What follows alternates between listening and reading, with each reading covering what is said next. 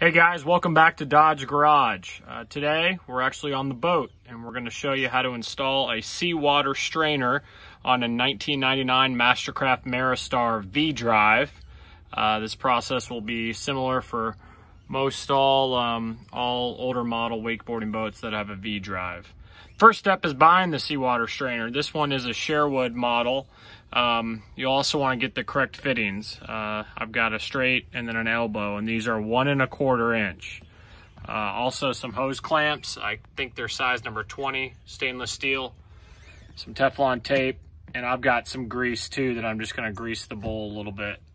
But those are going to be kind of the parts here. So these seawater strainers, sometimes the bowl can be a little tough to get off from the threads, and here's how it kind of fits together.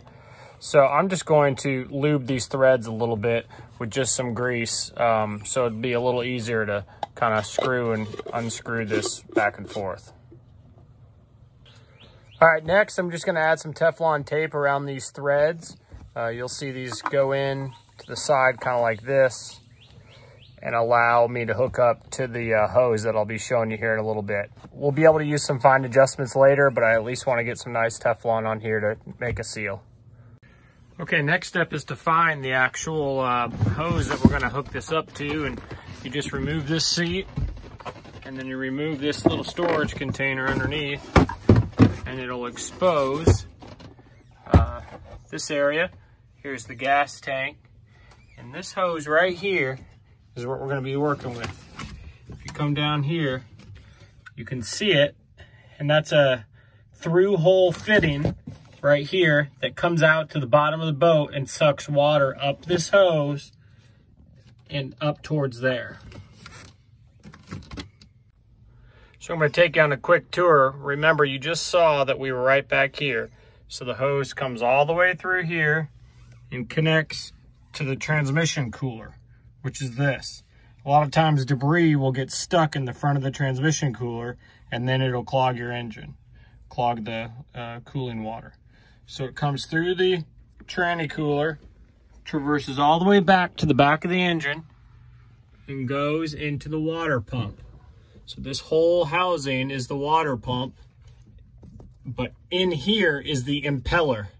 So the impeller is spinning. It's sucking water in from here, and then it's distributing it out to the thermostat and some other places.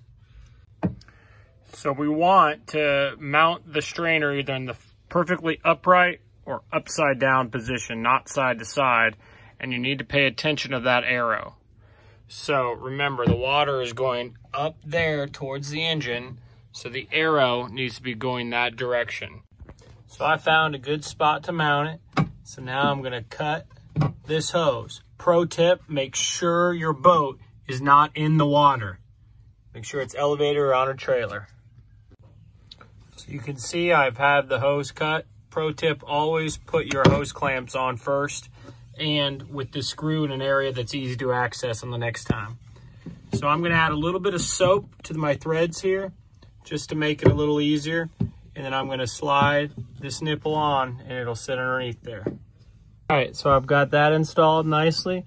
Now I need to go on the other side, back here, and hook up, cut this a little shorter, and hook it up.